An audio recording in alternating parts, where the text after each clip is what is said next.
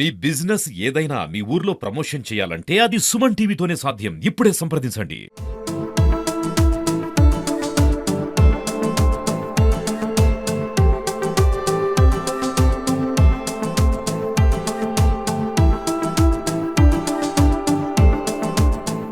Hi hello welcome to Suman TV. నేను మీ పవన్. ఈ రోజైతే మనం ఒక మంచి ప్లేస్ మీకు పరిచయం చేద్దామని తీసుకొచ్చాను. ఏంటా అంటారా? తేనెటీగల తయారీ అండి. కంప్లీట్ గా మనం తేనెటీగల తయారీ అవుతున్నటువంటి ఒక సంస్థ దగ్గరికి అయితే వచ్చాము. అందరూ కూడా తేనె తయారీ ఎలాగా అన్నది మాత్రమే తెలుసుకుందాం. ఈరోజు తేనెటీగల తయారీ, అసలు ఈ తేనెటీగల్ని ఇంత తేనెటీగలు కూడా ధైర్యంగా ఎలా ఉన్నారు, లేకపోతే ఈ తేనెటీగలు ఎలా తయారు చేస్తున్నారు, ఈ తేనె ఎలా ఉత్పత్తి అవుతుంది అన్ని తెలుసుకోవడానికి భానుతేజ దగ్గర అయితే వచ్చాము. ఒకసారి ఆయన మాటల్లో పూర్తిగా స్పష్టంగా దీని గురించి తెలుసుకునే ప్రయత్నించాము. భానుతేజ గారు, ఫస్ట్ అసలు ఇన్ని తేనెటీగల మధ్యలో మీరు తిరుగుతున్నారు, అసలు మీకు భయం వేయట్లేదా? చిన్నప్పటి నుంచి అలవాటు బీ కీపింగ్ అండ్ ప్యాషన్. మా ఫాదర్ తేనెటీగల కంపెనీ పరిశోధన శాఖలో మా నాన్నగారు ఎంప్లాయ్. సో మాకు మా తాతగారి దగ్గర నుంచి మాకు తేనెటీగల అనుమానం ఉంది. మాకు ఓన్ కంపెనీ ఉంది. సో మాకు తేనెటీగల ప్యాషన్. ఇండియాలో ఎక్కడైనా సరే హనీ కలెక్షన్ చేయడం మైగ్రేట్ చేస్తూనే ఉంటాం. తేనెటీగల గురించి మాకు భయపడం, ఎందుకంటే హనీ బీస్ ఆర్ ఫ్రెండ్స్. ఇప్పుడు ఈ తేనెటీగలు మీరు ఇండియా మొత్తం తిరుగుతున్నారు అన్నారు కదా, ఎక్కడెక్కడ నుంచి ఎక్కువ ఈ తేనెటీగలు కలెక్ట్ చేస్తారు? కలెక్ట్ చేయడం అంటే ఫార్మ్స్ మా దగ్గరే ఉంటాయి. ఓకే. హనీ కలెక్ట్ చేయడానికి మేము ఫార్మ్స్ మా దగ్గర ఉంటాయి. హనీ కలెక్ట్ చేయడానికి ఓవరాల్ ఇండియాలో ఎక్కడెక్కడైతే మనకి ఫ్లోరా సోర్స్ అవైలబిలిటీ ఉంటుంది అక్కడికి వెళ్తాం. ఇప్పుడు మేము అస్సాంలో మస్టర్డ్ హనీ కలెక్ట్ చేసాం, ఆవాల పూత మీద కలెక్ట్ చేసాం. అక్కడ తర్వాత మన వెస్ట్ బెంగాల్లో రాయ్గంజ్ అనే ఏరియాలో ధనియాల పూత మీద హనీ కలెక్ట్ చేసాం. అక్కడ అయిపోయిన తర్వాత అదే వెస్ట్ బెంగాల్లో ఐరన్ అనే ఏరియాలో కాలోజీరా మీద హనీ కలెక్ట్ చేసాం. అది అయిపోయిన తర్వాత బీహార్లో లిచి మీద కలెక్ట్ చేసాం. అదే టైంలో కొన్ని బాక్సులు ఇక్కడ ఉంచాం, కొన్ని బాక్సులు రాజస్థాన్లో కూడా హనీ మస్టర్డ్ మీద కలెక్ట్ చేసాం. అలాగే జార్ఖండ్లో జామున్ మీద, అంటే మన నేరేడు పూత మీద హనీ కలెక్ట్ చేసాం. డార్జిలింగ్లో ఫారెస్ట్ హనీ కలెక్ట్ చేసాం.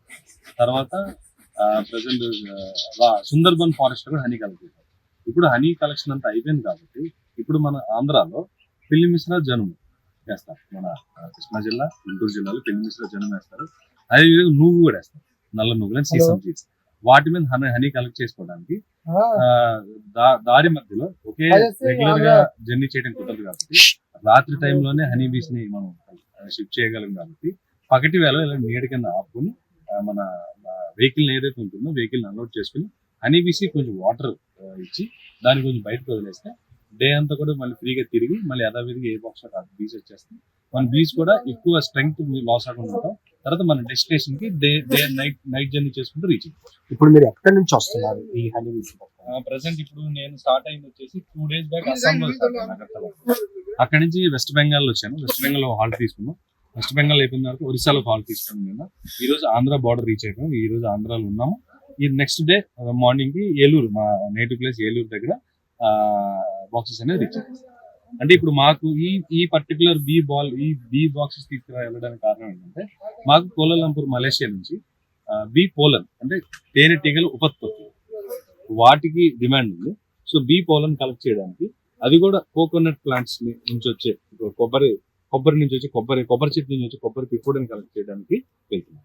మనం హ్యూమన్ బీయింగ్స్ మనుషులు పెంచుకోవడానికి శాస్త్రవేత్తలు సూచించిన పెంపొందించిన తేనెటీగల్లో ఐరోపా జాతి తేనెటీగలు అనేవి మనకి ఒక కనీసం 40-50 కుట్టినా కూడా ఎటువంటి ప్రమాదం జరగదు.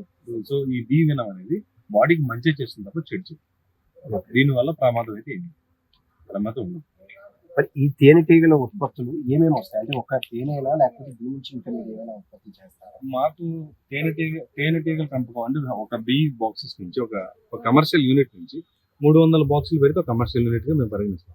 ఆ బీ బాక్స్ లో కమర్షియల్ యూనిట్ నుంచి మాకు మా ఫైనాన్షియల్ ఇయర్ లో మాకు తేనె మీద వచ్చే ఆదాయం 25%, మాకు 75% తేనెటీగలకి ఉత్పత్తులు by products, honey bee by products ద్వారా మాకు ఎక్కువ ఆ బై ప్రొడక్ట్స్ లో బీ పోలన్ అంటే పిప్పొడి, తేనెటీగలు సేకరించే పిప్పొడి, రాయల్ జెల్లీ, ప్రపోలిసిస్ తర్వాత బీ వ్యాక్స్, బీ వీన్, పోలన్ అనేది మంచి కార్బోహైడ్రేట్ ఫుడ్. హనీ బీస్ కూడా బ్రతకడానికి ఫ్లవర్ మీద ఉన్న అంటే పూత మీద ఉన్న పువ్వులో ఉన్న మకరందంతో పాటు పువ్వు మీద ఉన్న పిప్పుడు కూడా కావాలి. ఆ పిప్పుని మేము సేకరిస్తాం ట్రాప్ ద్వారా. దాన్ని పర్టికులర్ డిగ్రీస్ టెంపరేచర్లో హీట్ చేసి ఓవెన్లో డ్రై చేసి దాన్ని ఎక్స్పోర్ట్ చేస్తాం.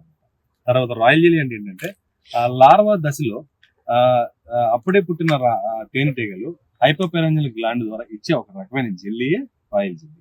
దాన్ని కలెక్ట్ చేయడం వల్ల యాంటీ ఏజింగ్ అంటే ముసలితనం రాకుండా క్యాన్సర్ ట్రీట్మెంట్స్ కి ఇంకా చాలా రకమైన ఆరోగ్య బెనిఫిట్స్ ఉన్నాయి.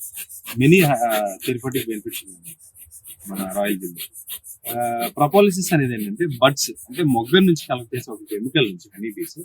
ఆ హనీబీ యొక్క పట్టు సూర్యరశ్మి లోపలికి వెళ్లకుండా కాపాడుకుంటా యూజ్ చేసే ఒక షెల్టర్ ని ప్రపోలిసిస్ అంటారు. దాన్ని మేము కలెక్ట్ చేస్తాం. అది మోకాళ్ళ నొప్పులకి టించన్ కి యూజ్ చేస్తాం.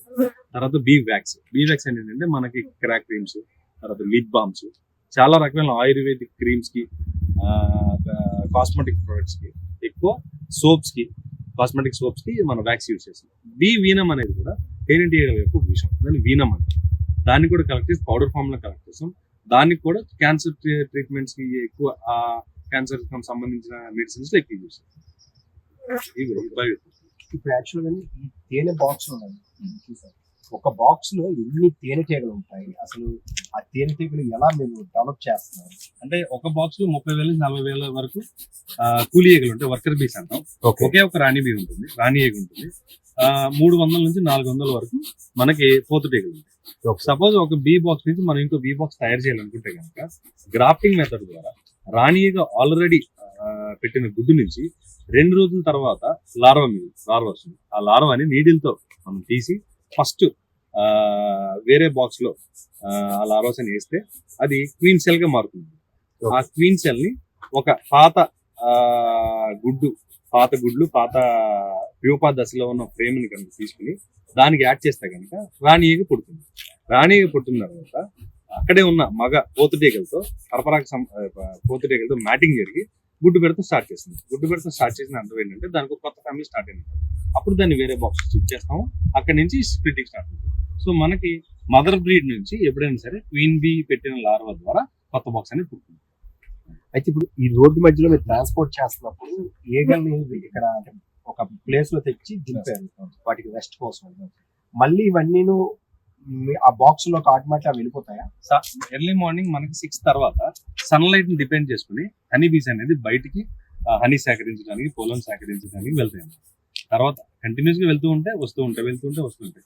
6 దాటిన తర్వాత ప్రతి ఒక్క తేనెటీగ దాని యొక్క తల్లి ఈగ ఏదైనా దాన్ని క్వీన్ బీ ఏదైతే ఉంటుందో అదే బాక్స్ లో అదే ఈగ ఆ పర్టికులర్ బాక్స్ కి వచ్చేస్తుంది. సో మనకి సూర్యరశ్మి అయిపోయిన తర్వాత సన్సెట్ అయిన తర్వాత బాక్సెస్ అన్ని కూడా మళ్ళీ బీస్ అని లోపలికి వచ్చేసిన తర్వాత క్లోజ్ చేసుకుని మన నెక్స్ట్ డెస్టినేషన్ ప్లాన్ చేసుకుంటాం. So honey bees shift migration అనేది నైటే జరగాలి, పగలు జరగాలి. ఎందుకంటే పగల 80% హనీ బీస్ అనేది బయటకు వెళ్ళిపోయింది.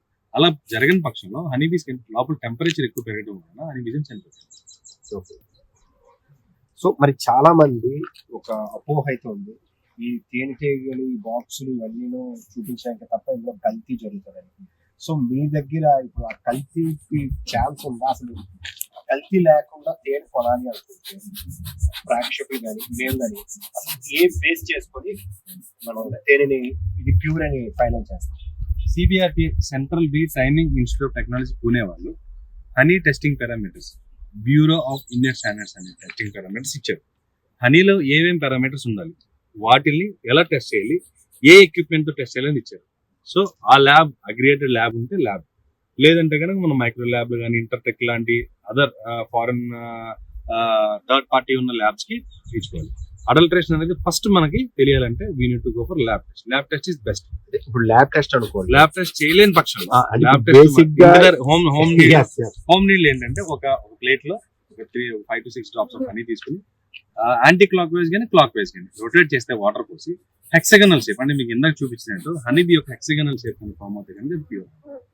అలా ఫామ్ అవ్వలేదని దట్ వాజ్ అది మనకి ఇప్పుడు ఎలాగా. తర్వాత ఇంకో విషయం ఏంటంటే మనకి ఇంకొక విషయం తెలియాల్సింది ఏంటంటే హనీబీకి ఏ ఫ్లవర్ నుంచి కలెక్ట్ చేసామో, ఏ పంట నుంచి కలెక్ట్ చేసామో, ఏ పూత నుంచి కలెక్ట్ చేసామో, ఏ చెట్టు నుంచి కలెక్ట్ చేసామో ఆ చెట్టు యొక్క పోలన్ గ్రెయిన్స్ అనేది ఉంటుంది. ఆ pollen bee variant testing parameters లో మనకు తెలిసిన మైక్రోబియల్ టెస్టింగ్ ఆ పోలన్ బీ వేరియంట్స్ ఉంటే కనుక ఖచ్చితంగా హనీ అవుతుంది. Okay. అది లేదంటే కనుక అడల్టరేట్. ఓకే. అదొక టెస్ట్. లేదంటే కనుక ప్రతి జామున్ హనీ, ఇప్పుడు నేరేడు యొక్క హనీకి ఒక స్మెల్ ఉంటుంది, ఒక టెక్స్చర్ ఉంటుంది, టేస్ట్ ఉంటుంది, దాన్ని బట్టి కూడా చెప్పొచ్చు. తర్వాత మన ఆవాల తేనెకి ఒక టెక్స్చర్ ఉంటుంది, అది కూడా చెప్పొచ్చు. ఆవాల తేనె గ్రాన్యులేట్ అవుతుంది, క్రిస్టలైజ్ అవుతుంది, అది కూడా చెప్పొచ్చు.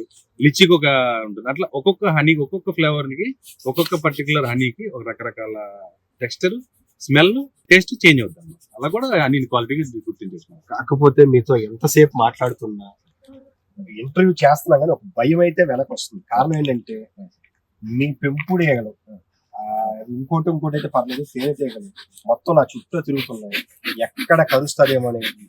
పాపం కంటిన్యూస్ గా ఇందాక నుంచి స్మోక్ అయితే చేస్తున్నారు. ఇప్పుడు ఈ స్మోక్ ద్వారా వచ్చే బెనిఫిట్ అంటే ఈ స్మోక్ వల్ల కొట్టడం వల్ల ఏమవుతుంది, హనీ బీస్ అనేది మైల్డ్నెస్ ఫీల్ అయ్యి అటాక్ చేయకుండా కొంచెం కిందకి. ఓకే. సో అటాక్ చేసే పవర్ కోల్పోతుంది కుట్టిన. సో ఇలా కుట్టడం వల్ల మనకి ప్రాబ్లమే రాదు. ఓకే. హనీ బీస్ ని కుట్టడం వల్ల మనకి ఏదో ముళ్ళు త్రోన్ వదిలేసి వెళ్ళిపోయింది, జస్ట్ దాన్ని తీస్తే సరిపోతుంది. ఓకే, అది కుట్టేసి ముళ్ళు మన దగ్గర వదిలేస్తాం. సో హనీ బీ కుట్టిన తర్వాత హనీ బీ చనిపోతుంది, ఎందుకంటే ఈ త్రోన్ కి ఈ ముళ్ళుకి హాట్ లింక్ ఉంది. హనీ బీ కుడితే నేను మనిషిని కుడితే చనిపోతాను, హనీ బీ కూడా తెలుసు, కానీ పట్టు సంరక్షణ కోసం దాని ప్రాణాల శాతం సాక్రిఫైస్ చేస్తున్నాను. అందుకే నాకు హనీ బీ అంటే అందుకే కూలి తేనెటీగలు అయిపోయింది. ఓకే. అంటే ఇప్పుడు మనకి ఏదైతే తేనెటీగ కుడుతుందో ఆ కుట్టిన తేనెటీగ కుట్టిన మరుక్షణం చనిపోతుంది. కొంత సమయం వరకు చనిపోతుంది. ఓకే. సో చనిపోతుందని తేనెటీగ కూడా తెలుసు, కానీ పట్టు సంరక్షణ కోసం తన ప్రాణాలు సాక్రిఫైస్ చేస్తుంది. ఓకే. ఇప్పుడు మరి మీకైతే అంటే రోజు కూడా మీకు కానీ మీ దగ్గర పనిచేస్తున్నటువంటి వాళ్ళు కానీ చాలా తేనెటీగలు అయితే కరుస్తూ ఉంటాయి. యాక్చువల్ తేనెటీగల్లో ఒక విషయం ఉంటుంది. బేసిక్గాను ఒక 10 తేనెటీగలు 20 తేనెటీగలు కరిస్తే ప్రాణానికి ముప్పు అంటారు. అది మీకేమి అంటే మీకు ఎలా అనిపిస్తుంది? అంటే ప్రాణానికి ముప్పు అంటే ఇప్పుడు 4 రకాల తేనెటీగలు ఉన్నాయి. ఎపిస్ డోర్సెటా, కొండ తేనెటీగలు అంటారు. అవి కుట్టడం వల్ల మనకి ఎప్పుడైనా సరే ప్రాణానికి హాని. బట్ ఇవి Apis mellifera, Apis cerana indica, Apis cerana florea అనే ఈ రకమైన ఈగలు పెంచుకోవడానికి చాలా అనుగుణంగా ఉంటాయి.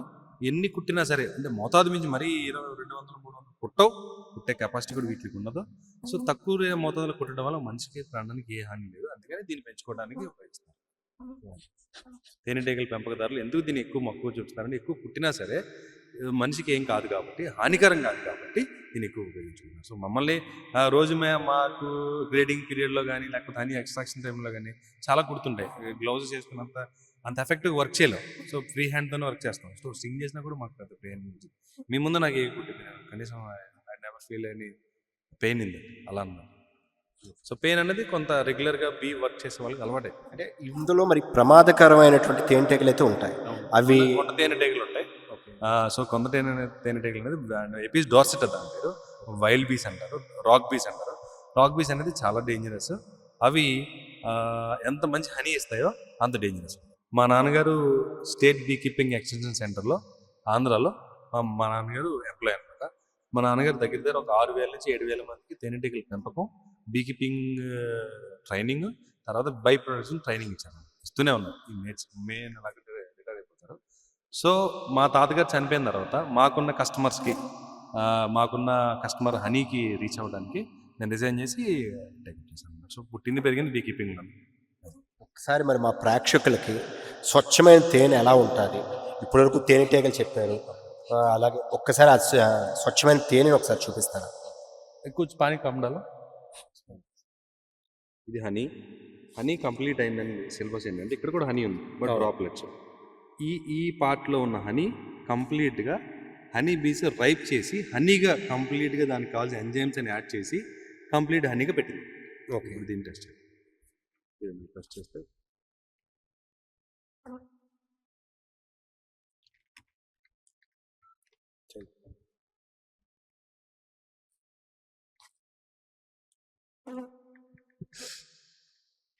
ఈ ప్లేట్ని ఇప్పుడు మనం ఇది టెస్టింగ్ హెక్సగనల్ గా ఇట్లా. ఓకే,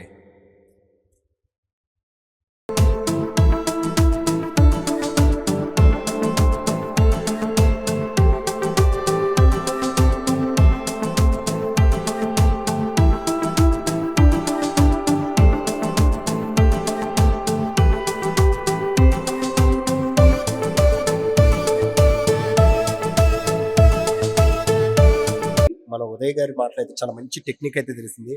చాలా మంది పూర్వీకులు వైట్ పేపర్ మీద తేనె వేస్తే జారుతుంది అలాంటివి, లేదా వైట్ క్లాత్ మీద అంటారు. అలా కాకుండా చాలా టెక్నికల్గా ప్రూవ్ చేసినటువంటి ఒక మెథడ్ అయితే ఈరోజు మనకి లైవ్లో చూపించారు. మనం తేనె ఏదైతే ఉంటుందో ఒక వాటర్ని తీసుకొని ఒక ప్లేట్లో తేనె వేస్తూ వాటర్ని వేసి క్లాక్ వైజ్గా కానీ యాంటీ క్లాక్ వైజ్గా కానీ ఇలా తిప్పుతూ ఉంటే లోపల ఉన్నటువంటి తేనె ఒరిజినల్ తేనె పట్టు గదులు ఏ షేప్లో ఉంటుందో అదే షేప్లో ఆ తేనె కూడా తయారవుతుంది. ఒకవేళ అలా వచ్చినట్లయితే తేనె అంటే ఒరిజినల్ తేనెగా మనం గుర్తించవచ్చు. అయితే మరొక డౌట్ సార్, తేనె బయట మనం చూసేటప్పుడు చాలా కంపెనీ బ్రాండెడ్స్ కానీ ఏమైనా చూస్తే ఒక్కొక్క కలర్ డార్క్ కలర్స్లో ఇలా కలర్స్ ఉంటాయి. దానికి రీజన్ ఏంటి? హనీలో ఉండే బీ పోలన్ వల్ల, తేనెటీగలు తీసుకొచ్చిన బీ పోలన్ వల్ల హనీ యొక్క కలర్ అనేది థిక్కన్ అవుతుంది, ముదురు రంగులోకి మారాలి. అదే వచ్చినది. ముదురు రంగులో మారలేదంటే అన్ని తేనెటీగలు కూడా మాక్సిమం పోలన్ లేకుండా ఉత్త తేనె కలెక్ట్ చేయదు. ప్రతి తేనెటీగకి ఆ ఫ్లవర్ మీద తేనె వస్తుంది, నెక్టార్ వస్తుంది, బీ పోలన్ కూడా వస్తుంది. ఆ పోలన్ రేణువులు ఉండటం వలన మనకి ఏ పూత మీద నుంచి కలెక్ట్ చేసామన్న విషయం కూడా పోలన్ హనీలో తెలుస్తుంది. తర్వాత హనీ యొక్క రంగు ముదురు రంగులోకి మారాలి, అది వచ్చింది. సో ఇప్పుడు మేము తీసుకొచ్చిన ఈ లిచీ మీద కలెక్ట్ చేసి తీసుకెళ్తానని ఇప్పుడు మీకు చూపించిన లిచీ మీద ఉన్న కలెక్షన్. ఇది కలెక్ట్ చేసిన తర్వాత బాటిల్లో పెడితే 1.5 year తర్వాత కానీ కనీసం 1 year తర్వాత హనీ బ్లాక్ అవ్వాలి. హనీ అనేది బ్లాక్ అవ్వాలి, బ్లాకిష్గా కానీ లేకపోతే మెరూనిష్గా కానీ మారాలి. మారితేనే ఒరిజినల్. అది ఎందుకు మారుతుందంటే తేనెలో ఉన్న పోలన్ పిప్పుడి రేణువుల వల్ల తేనె అనేది బ్లాక్ కలర్లోకి మారుతుంది. అది మారాలి, అది ఒరిజినల్. మారకుండా ఒకేలా ఉందంటే అర్థం అది అర్థం. మరొక డౌట్, ఈ తేనె లైఫ్ స్పాన్, ఇప్పుడు మనం కలెక్ట్ చేసిన తేనె ఏదైతే ఉంటుందో దాని లైఫ్ స్పాన్ ఎప్పటి వరకు మనం దాన్ని నిల్వ ఉంచవచ్చు? మనం తినే ఫుడ్లో ఎక్స్పైరీ లేని ఒకే ఒక ఫుడ్ హనీ. మనం తినే అన్ని ఫుడ్స్లో కల్లా ఎక్స్పైరీ లేని ఒకే ఒక ఫుడ్ హనీ. హనీకి ఎక్స్పైరీ డేట్ లేదు. ఎన్ని వేల సంవత్సరాలైనా హనీ అలాగే ఉంటుంది. కానీ హనీ యొక్క కలెక్షన్ చేసిన డేట్ దగ్గర తర్వాత 8 నుంచి 9 నెలలు, కొన్ని లేదు సంవత్సరం నుంచి 2 సంవత్సరాల మధ్యలో హనీ యొక్క కలర్ మారుతుంది. సో కలర్ని బేస్ చేసుకుని హనీకి అనేది ఆ కలర్ వేరియేషన్ వల్ల ఒక ఎక్స్పైరీ డేట్ 2 years తర్వాత హనీ అనేది కొంచెం కలర్ మారుతుంది, ఎక్స్పైరీ డేట్ చేస్తున్నారు. కానీ honey is not having any expiry date. మనం తినే ఒక్కొక్క ఫుడ్లో హనీకి ఎక్స్పైరీ డేట్ లేదు. ఎన్ని సంవత్సరాలైనా హనీ మనం యూజ్ చేయొచ్చు, ఎన్ని సంవత్సరాలు యూజ్ చేయొచ్చు. చూశారు కదా, ఏదైతే ఏంటి చాలా ధైర్యంగా, నాకు చాలా ధైర్యం చెప్తూ తేనెటీగల వల్ల మనకి ఎటువంటి ప్రమాదం లేదు, ఇది పెంచుకున్నటువంటి తేనెటీగలు అని చెప్తూ తేనెటీగల గురించి మనకి చాలా చక్కగానటువంటి ఇన్ఫర్మేషన్ అందించారు. అండ్ ఫస్ట్ ఒరిజినల్ తేనె ఏది, అలాగే మనం సేకరిస్తున్నటువంటి తేనెలే మనం కొనుక్కుంటున్నటువంటి తేనెలో డూప్లికేట్ ఏది అన్నది కూడాను చాలా ఈజీ మెథడ్, ఇంట్లోనే కూర్చొని, అంటే ల్యాబ్ టెక్నిక్గా ల్యాబ్ టెస్ట్లు ఏవి లేకుండా కూడా చేసే విధంగా అయితే చెప్పారు. ఏదైతే ఏమైంది కానీ ఈ తేనెటీగలు పెంచుతున్నటువంటి వీళ్ళకి మాత్రం నిజంగా హ్యాట్సాప్ చెప్పచ్చు. ఎందుకంటే 1-2 తేనెటీగలు కుడితేనే మనం ప్రమాదం అని చెప్పి భయపడి వెళ్ళిపోయిన రోజుల్లో ఈరోజు అసలు ఏం కాకుండా వీళ్ళ వర్కర్స్ కానీ వీళ్ళంతా కూడా ఫేస్ ఒక్కదానికి మాత్రమే పెట్టుకుంటారు. ఎందుకంటే సెన్సిటివ్ ఆ ప్లేస్లో ఎక్కడైనా కుడితే కొంచెం వాత వస్తుందని తప్ప ఈ తేనెటీగల వల్ల ఎటువంటి ప్రమాదం కూడా లేదని అయితే చాలా క్లియర్గా ప్రూవ్ చేశారు. ఆయనతో పాటు నేను కూడా మొత్తం అన్ని తేనెటీగల బాక్స్లోకి మధ్యలోకి వెళ్ళి మాట్లాడాను. నా చుట్టూ అయితే కంటిన్యూస్గా తిరుగుతూ ఫస్ట్ అయితే కొంచెం భయం వేసింది, ఏం చేస్తుంది ఏం కలుస్తుంది. అయితే ఎటువంటి ఇవి పెంపుడు తేనెటీగలు కాబట్టి ఎటువంటి హాని ఉందని చాలా క్లియర్గా స్పష్టంగా అర్థమైంది. చూశారు కదా, తేనెటీగలు అసలు తేనెటీగలను ఎలా పెంచుతున్నారు, వాళ్ళని ఎలా ఉత్పత్తి చేస్తున్నారు, వాటి నుంచి ఎలా తేనె తీస్తున్నారు. మనకి తెలిసి తేనె అంటే ఏదో పువ్వుల నుంచో పుప్పుల నుంచి వచ్చింది అనుకుంటాం. అలా కాకుండా స్పెసిఫిక్గా ఒక్కొక్క దాని నుంచి కూడా, అంటే ఒక్కొక్క పంట నుంచి, ఒక్కొక్క కల్టివేషన్ నుంచి తేనెని సపరేట్గా చేస్తున్నారు. ఇటువంటి కల్టివేషన్స్ తీసిన తేనెకి చాలా డిమాండ్ ఒక మన దేశంలోనే కాదు ఇతర దేశాల్లో కూడా మంచి డిమాండ్ ఉన్నది. ఇవి చాలా ఆయుర్వేదిక్లోను కూడాను మెడిసిన్స్లో కూడా వాడుతూ ఉన్నారని కూడా తెలుసుకున్నాం. Thank you, Suman TV.